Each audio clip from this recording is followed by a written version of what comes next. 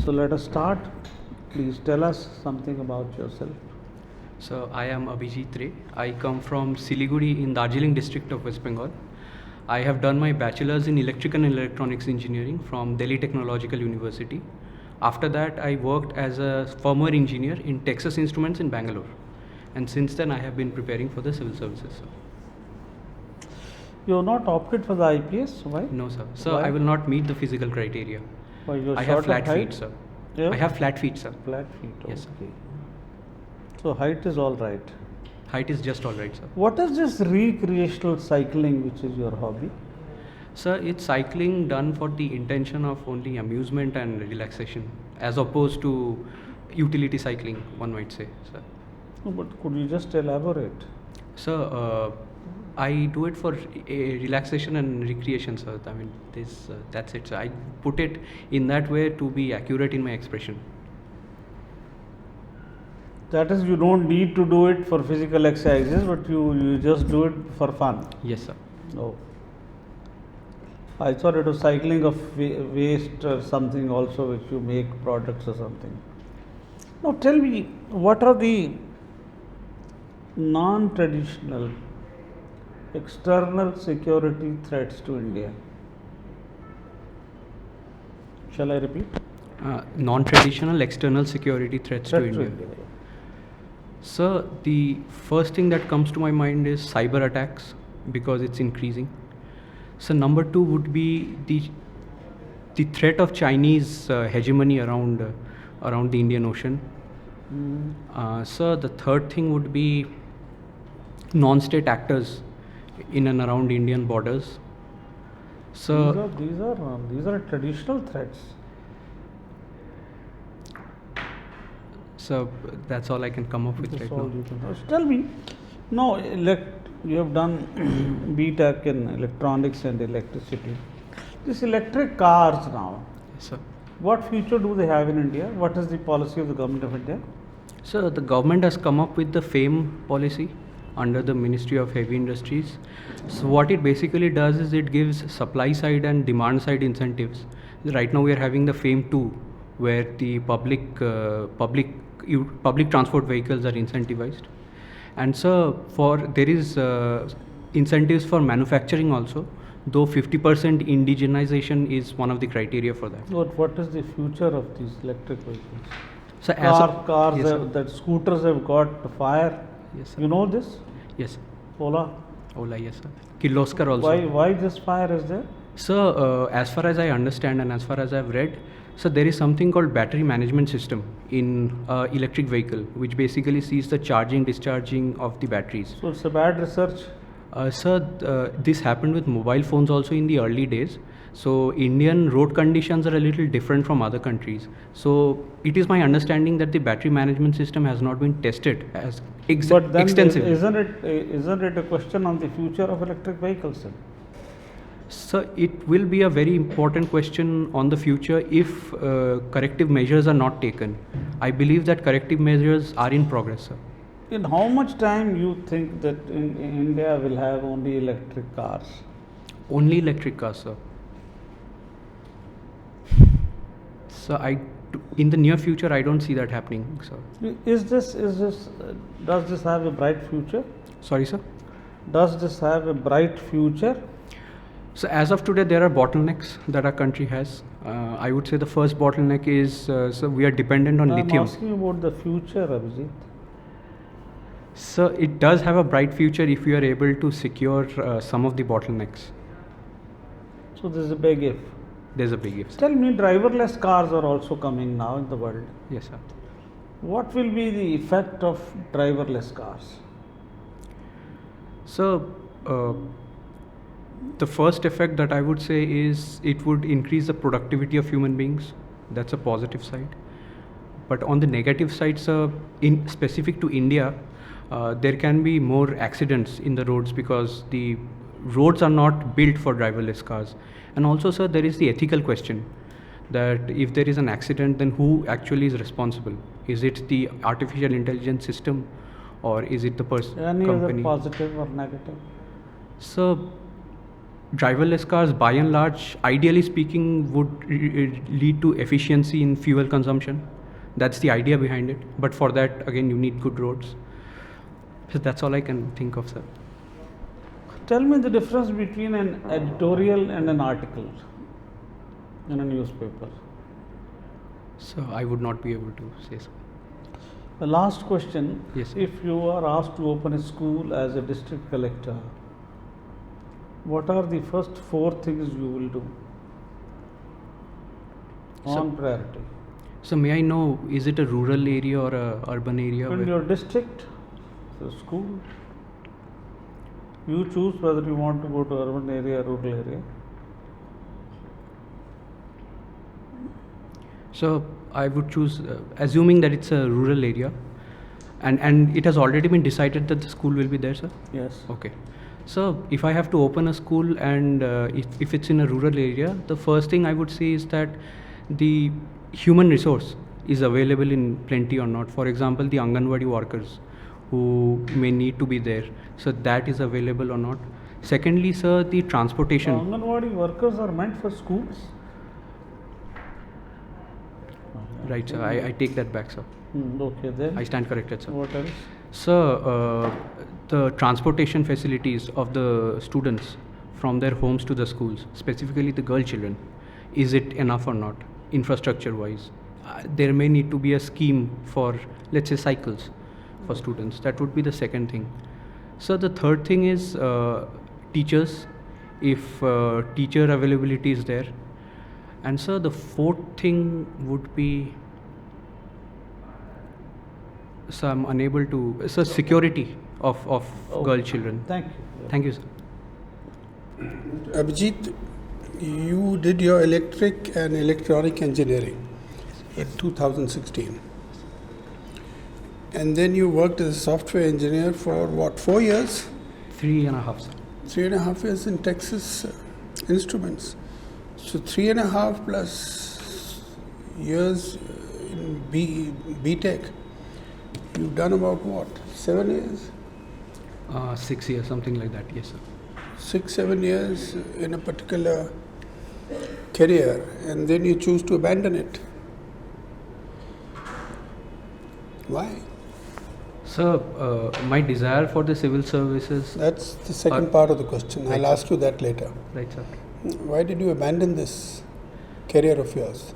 So, I was attracted to the diversity of civil services and the challenge. That is the second part of the question which I'll ask you. Right, sir. Answer the first part. So I felt that the challenge would not be enough and it would be in a specialized single role in the place where So that's what you are sir. trained for. That's your core competency. And the career options are huge. In the private sector, in the government, everywhere. So, Huge career opportunities. yes, sir. You got disappointed or what? What happened? No, sir, it's not a question of disappointment. It's a question of expanding my horizons, sir, trying to do the Okay, best. now answer the second question. Why do you want to join the civil service? So, like I said, the diversity attracts me, the ability to use my creativity to solve the problems. Thirdly, sir, the civil services allows me to get involved in policy formulation as well as execution. That attracts me. And sir, I also feel that it's an exciting time to be a civil servant because India is trying to reap its demographic dividend. And so these are the 4 basic reasons. So how would you utilize your talent, your knowledge in the government? Is there any particular sector that you would be interested working in? So, civil services, what I understand, the specialty of it is it starts as a generalist and then later on there is specialization or attempts or road towards specialization. So, going forward in my later part of my career, if given an opportunity, I would want to work, although all the areas are open, but I would want to work in areas where the scientific policy of the country or the electronics policy of the country, because I think I could bring my expertise there. So that's No, we are close to the 4th industrial revolution. In fact, we are passing through the 4th industrial revolution. right, sir. Now, to enhance India's chances of taking advantage of the fourth industrial revolution, what would you be advising the government? At the moment, the quality of education, particularly of engineers, is not up to the mark. Even IITs are failing to meet international quality standards. So what would you advise so that we don't miss this industrial revolution? So this fourth industrial revolution is premised on the emerging technologies. And so one of the bottlenecks which I see is the lack of skilled labor, like you mentioned. So if I have to advise the government, the first thing that I would say is need for more specialized courses in the colleges, because the specific courses are not available, because of which people... Even in the IITs? Sir, not as much as in foreign, because of which there is brain drain, sir. And sir, to reduce that brain drain, we need industry-academia linkages also. Is it not there at the moment? So the specialized courses? The linkage, industry, academia. Sir, I think a lot remains to be desired in that. So we don't have specific courses for, forgetting the name of the term, so in which Germany has excelled. We don't have... So curriculum, yes, sir. That's one point you said. Then you said better interface with the industry. Yes, sir. What else? So the third point I would say is increase in expenditure for the research. So more resources. More resources. For research, etc. And so going forward, we would also want equity in research. So more women, encouraging more women to come into the science field. That would be also one of the things, sectors that... All of this is happening. Yes, sir. It is happening. So, what is the additional input that you are suggesting? So my recommendations will be on these only, sir, to focus on it. Now, Sri Lanka is going through a serious economic crisis. Yes, sir. Pakistan is going through its internal turmoil. What are the lessons for India? So the first lesson is not to be over dependent on a particular nation for, let's say, loans. Sorry? For loans, sir. A debt trap diplomacy. Okay. So the second but thing... the Sri Lankan economic crisis is only because of their dependence on China. Not really, sir, but that is a major reason. So political instability, as you mentioned, is another major reason in Sri Lanka's case. Now, what is our learnings? So the learning what is... should India learn? So to not do? To be pragmatic enough while pushing policies. So as an example, I would say the sudden push for organic farming in Sri Lanka. That probably was not a wise step, given that it has complete dependency on imports. To keep up democratic institutions, the strength of institutions, that is very, very important in any country. That India must and should learn, sir, going ahead. Otherwise, it doesn't bode well. So that these I think. Thank you. Thank you, sir. Mr. Ray. Yes, sir. I'm trying to understand you as a person. Now, you are fond of composing reflective poems. What are these reflective poems? Can you give an example? Do you remember any? Yes, sir. So first part of your question, reflective poems are poems which are thoughts put in words, as opposed to, let's say, lyrical poems where it's more of emotions. And sir, to answer the second part of your question, may I indulge you in a few lines? Please. So I wrote a poem on the civil services, the life of a civil servant, on the last Civil Services Day. So the title of the poem is An Ode to the Steel Frame, and I'd like to recite a few lines. A test that begins before it even starts, with a syllabus that has never-ending parts. Like a baptism of fire, it deepens your mind, it molds you to be firm, it teaches you to be kind. And in this long-drawn battle, if you do make it, remember to be humble and kind, but do not fake it. A thirsty nation yearns for your duty. It's a pleasure to serve, isn't that the real beauty? The road will not be smooth, it never has been. They may try to stop you with lies not foreseen. Fall you not prey to their treacherous game, but let your spine add strength to Sardar's steel frame. And if you start to question if that frame has rusted, remember to redeem that glory you have been trusted. So fight like a soldier, but enjoy your duty, because it's a privilege to serve, and that is the real beauty. Very good. Thank you, sir. Have you ever thought of becoming a professional poet rather than a civil servant? So, I would like to publish someday, sir. But I think that can be done in the Then I would like to know, what are these navigator shoes? right, sir. In brief. In brief, sir, it's a smart shoe that we designed as part of a competition in college. It had 3 features. One was hands-free navigation through vibrations in the shoe. Second was an alert mechanism for women's safety. And the third was ultrasonic sensor-based blind, visually challenged guidance, so that they would not need a stick, sir. Now, you did your class 10 from Darjeeling. Yes. Then what made you shift to Delhi to do your grade 12?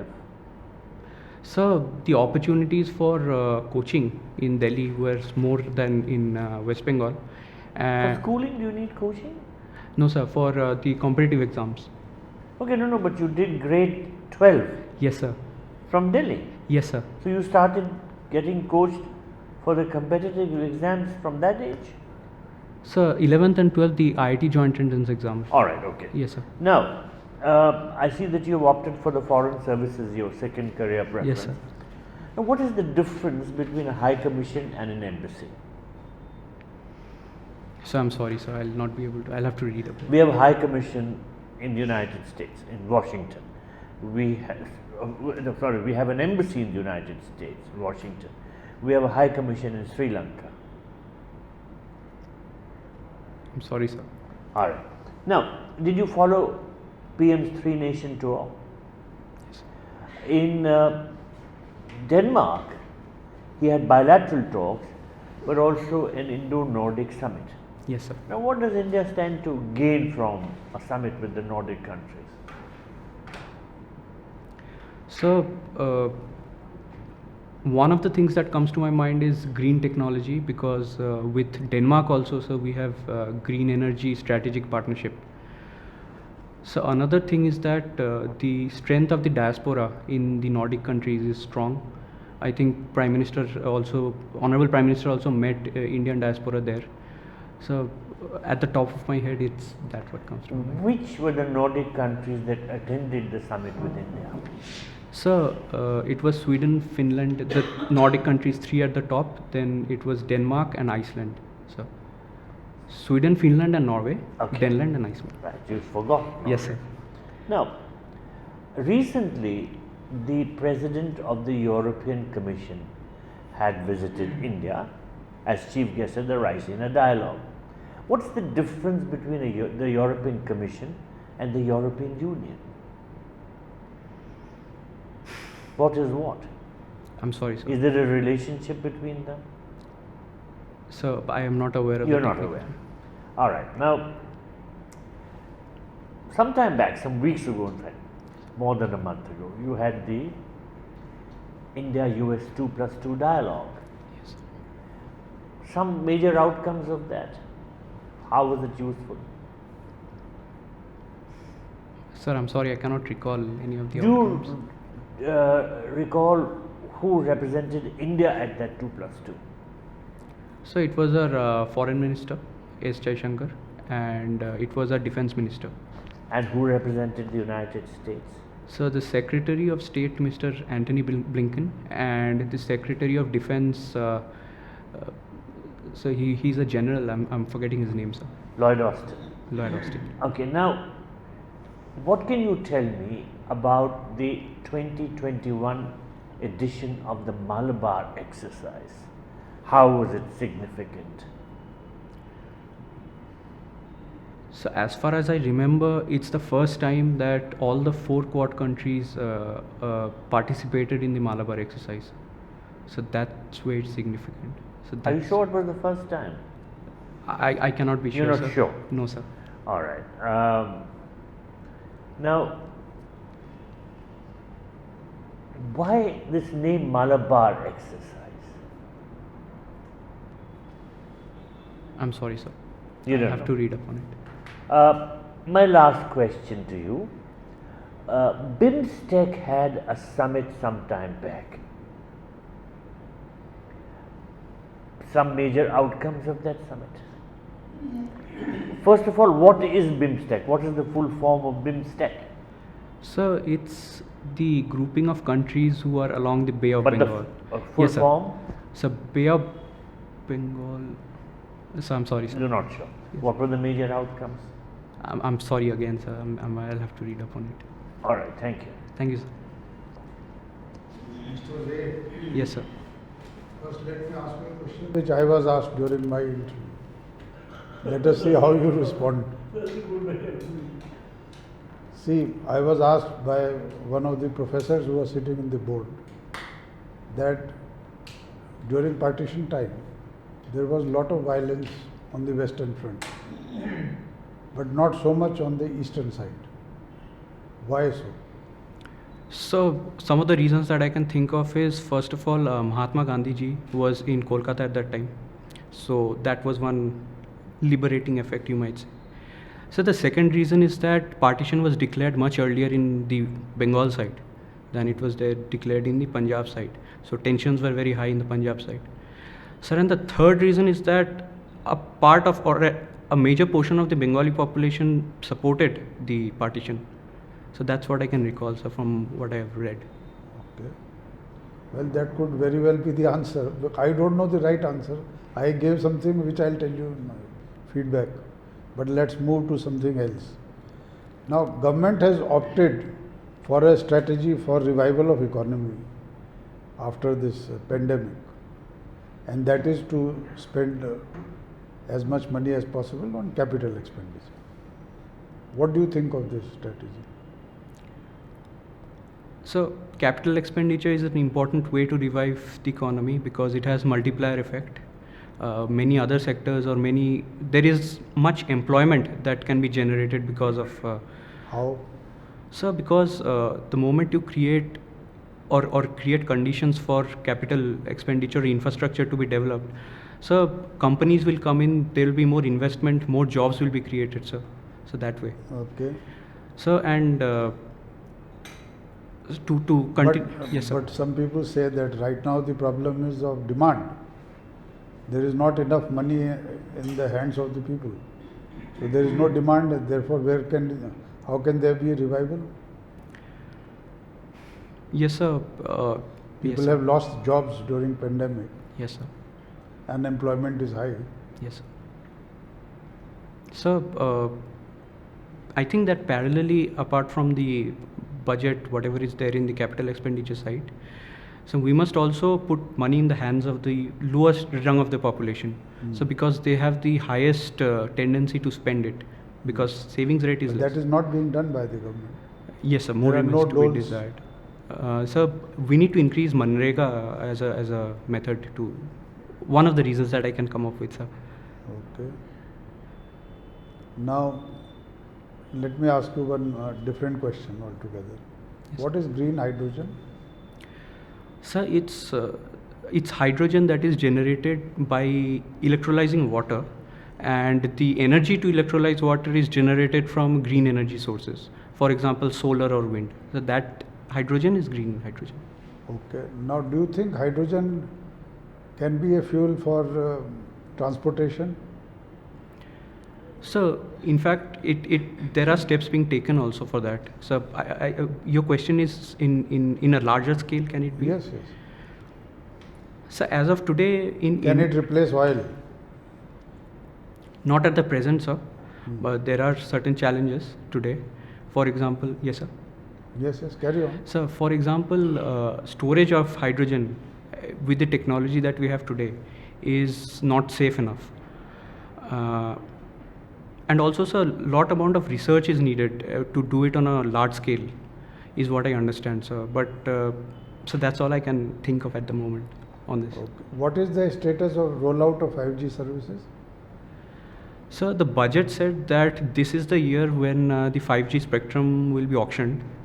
So I think even the TRAI has lowered the reserve price of the base price, but still the companies are saying that it is still high, on the higher side. So the spectrum, I think, is expected to be auctioned in a few months, is what I can remember. After TRAI recommendation, what has happened? Sir, I am unable to recall, sir. Thank you. Thank you, sir. Thank you so much, Mr. Abhijit. Our discussion with you is over.